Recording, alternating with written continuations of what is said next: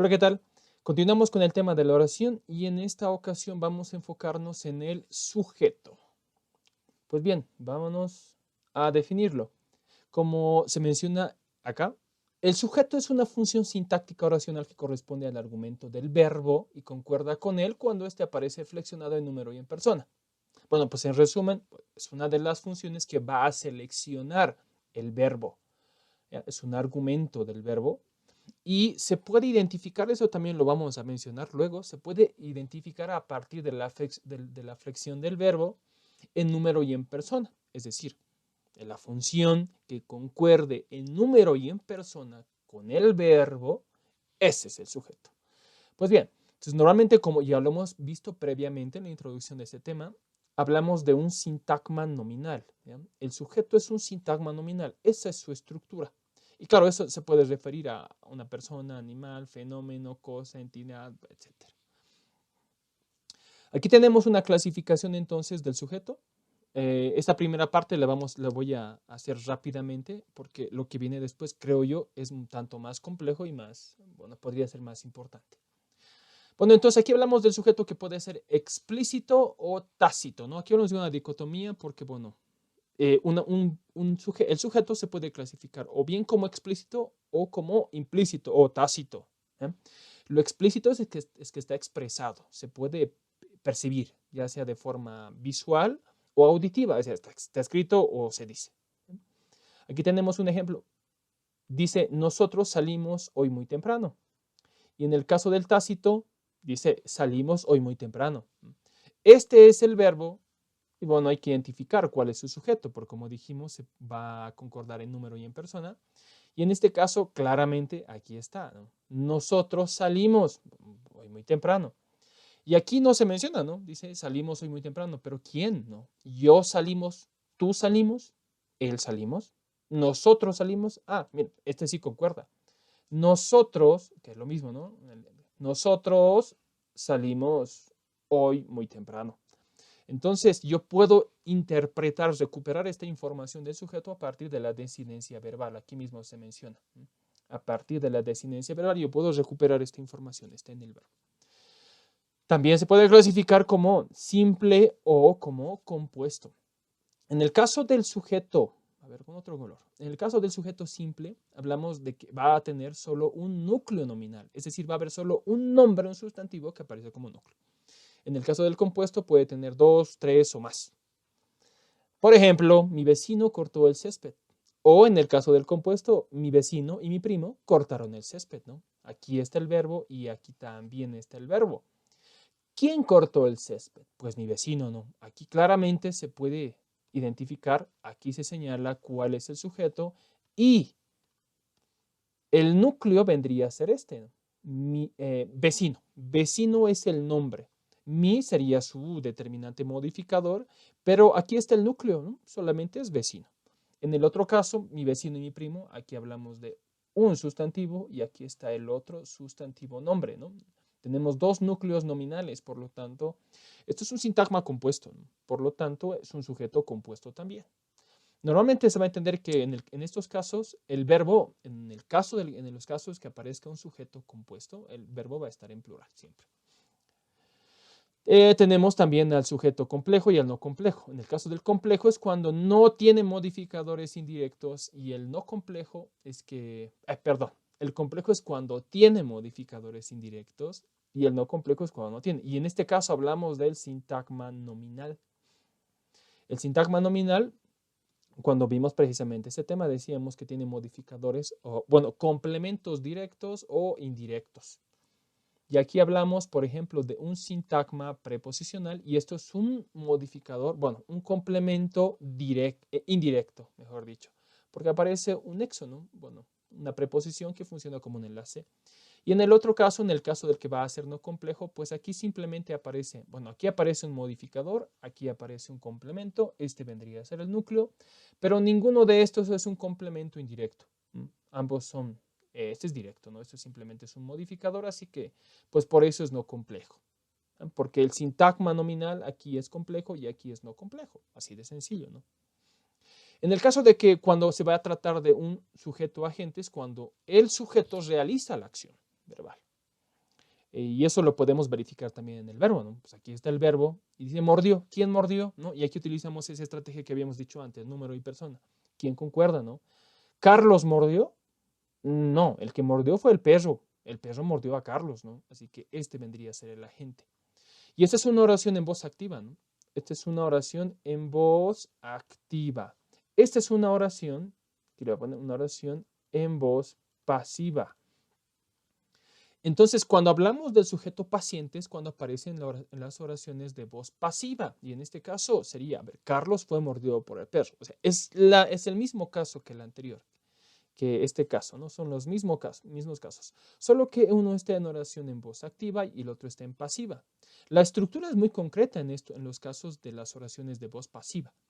El sujeto es quien recibe la acción del verbo, porque aquí decimos Carlos fue mordido por el perro. ¿Quién fue mordido, no? ¿Quién recibió la mordida? Pues Carlos.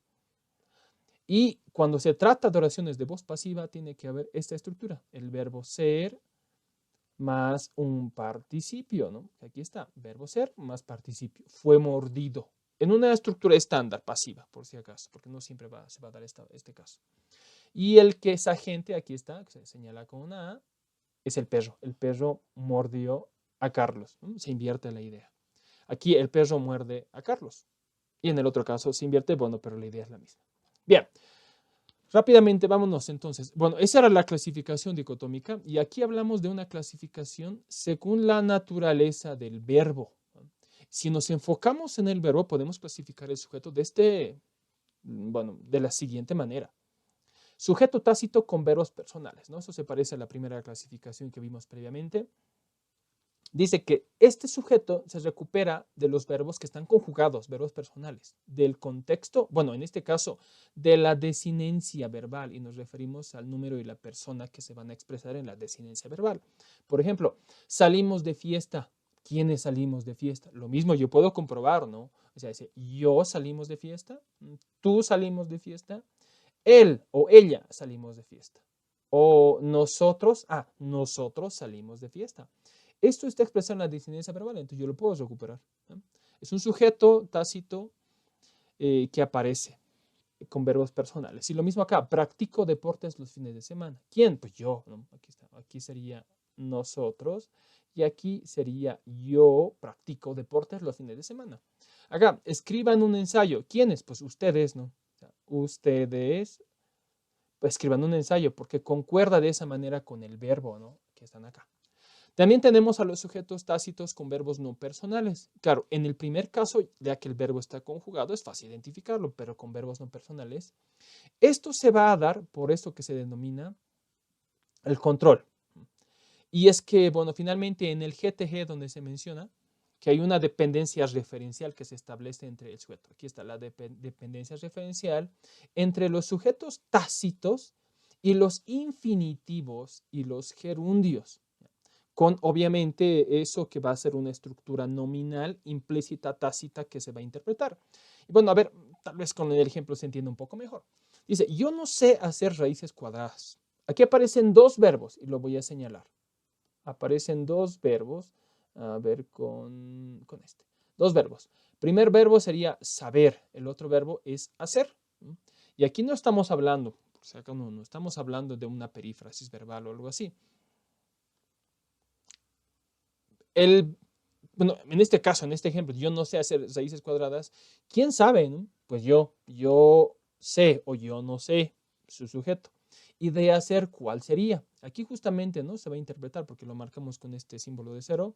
Sería yo también. Aquí ya se señala. Porque ¿quién va a hacer, pues, quién es capaz de hacer las raíces o quién no es capaz de hacer las raíces cuadradas? Pues yo mismo, ¿no? Entonces, este yo, bueno, aquí está expresado, sería también el sujeto de este verbo que no está conjugado, pero pues por la lógica esa de que una oración va a tener un sujeto y un predicado, un sustantivo y un verbo, pues se tiene que recuperar, se tiene que, no sé si decir forzar, pero tiene que haber aquí un sujeto, ¿no? Y en este caso se va a dar con infinitivos y con gerundios, ¿no? Es que hay un principio, ¿no? De que el verbo, por más de que no esté conjugado, sigue siendo un verbo, por lo tanto, tiene que haber un sujeto. Acá, nosotros le permitiremos salir esta noche. Lo mismo, aquí tenemos a un verbo y aquí está el otro verbo. Esto, al igual que en el anterior caso, lo puedo recuperar por el antecedente, por esa idea anáfora, ¿no? Por esa... A ver, bueno, aquí dice, nosotros le permitiremos salir esta noche. No, ¿quién va a permitir? Pues nosotros, ¿no? Salir esta noche, ¿a quién? ¿No? Esto se ha mencionado previamente, ¿no? ¿Quién va a salir esta noche? ¿Quién va a realizar esta acción? Pues él, ¿no? Aquí está, sería le. Él lee, bueno, en este caso, él salir esta noche, él va a salir. Lo mismo acá, yo iré en tren. Yo iré en tren leyendo una novela. ¿Quién va a leer la novela? Pues yo. Y lo mismo, se menciona previamente, eso es anáfora, ¿eh? Hay un antecedente. Yo iré, aquí está el primer verbo. Leyendo, aquí está el otro verbo y pues bueno, lo mismo, ¿no? Este yo se va a repetir acá, yo leyendo una novela. Y lo mismo en este caso. Laura lo encontró durmiendo en la terraza. ¿Quién va a estar durmiendo en la terraza? ¿A quién ha encontrado durmiendo en la terraza? Pues a él, ¿no? Que se expresa con lo. Laura, aquí está su verbo y de este vendría a ser. El sujeto sería, bueno, esa tercera persona en singular. Acá, el sujeto con verbos en oraciones impersonales. Ese sujeto tácito no argumental, como también se lo menciona, se puede dar en estos casos, ¿no? Ese es un sujeto no expresado, es tácito, interpretado, inferido, es elíptico si quieren, pero realmente en el castellano, en nuestro idioma, no se exige. Por eso es no argumental. No es exigido y es desconocido al mismo tiempo. Algunos gramáticos se refieren a esto como un sujeto expletivo porque, bueno, esto finalmente viene o se deriva por analógicamente de otras lenguas, ¿no? Por ejemplo, bueno, aquí se dice el francés o el inglés, ¿no? A ver, aquí tenemos un caso, dice, llueve, ¿no? Si yo les preguntara cuál es el sujeto de este verbo, llueve o llovió, yo lluevo, tú llueves, él llueve, o sea, sí concuerda con la tercera persona, ¿no? Él llueve, pero alguien puede llover, tú puedes llover. A ver, voy a intentar llover. Pues no se puede, ¿no? Pero en el inglés se escribe de esta manera, ¿no? Y bueno, me imagino que probablemente muchos sí lo entiendan. O sea, it rains.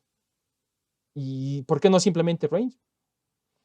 Y aquí aparece un pronombre como el sujeto de este verbo, ¿no? Y justamente por eso es que se marca de esta manera, ¿no? Que sería más o menos lo mismo. A ver, lo voy a borrar un cachín. Lo borramos. Lo voy a marcar con esto. Es justamente por esto que va a indicar que hay un sujeto que va a concordar, concuerda gramaticalmente si quieren, pero no es realmente en el contenido, porque el verbo llover pues no exige un sujeto, pero bueno, estos son sujetos no exigidos, no argumentales, pero esto, como había dicho previamente, es por la analogía que se hace con otras lenguas, se llaman sujetos explativos. Y por último, bueno, perdón. El sujeto con preposición, ¿no? ¿Es posible que aparezca el sujeto con preposición? Pues no realmente, ¿no? Porque eso no ocurre. Aquí tenemos algunos casos. Dice, entre mi amigo y yo lavamos los platos. Entre todos hicimos la cena. Bueno, aquí realmente no hay bueno, aquí hay una preposición y aquí también. Pero estos casos son equivalentes a, por ejemplo, decir conjuntamente, ¿no? La función sintáctica de esto, de esas formas, por aquí sería nosotros, ¿no? No, nosotros lavamos los platos, entre mi amigo y yo. Esto sería un complemento predicativo que lo vamos a ver luego. Lo mismo acá, entre todos hicimos la cena. Lo mismo, nosotros hicimos la cena, entre todos. Eso sería también complemento predicativo. Esto es un complemento predicativo, no es el sujeto. Aquí hay otro caso. Hasta mis abuelos tienen redes sociales. Esto lo mismo es una preposición, pero entonces el sujeto, o sea, ¿quiénes tienen redes sociales? Mis abuelos. Pero esto en realidad hasta vendría a ser como una especie de adverbio de foco, ¿no? Equivalente incluso. Solo, bueno, decir incluso ellos tienen redes sociales, ¿no? Esto vendría a ser equivalente a una idea focal. Y realmente esa preposición, ¿no? Como que tiene otro matiz. ¿Y cómo reconocer el sujeto? Ya lo habíamos dicho antes. Concuerda el número y persona con el núcleo del verbo. Y además, bueno, en algunos casos se puede hacer la pregunta ¿quién o qué o quién realiza la acción? Pues vendría a ser el sujeto. Pero sobre todo esto, tiene que concordar en número y en persona con el verbo. Aquí, por ejemplo, si digo, trajeron, ¿quiénes trajeron?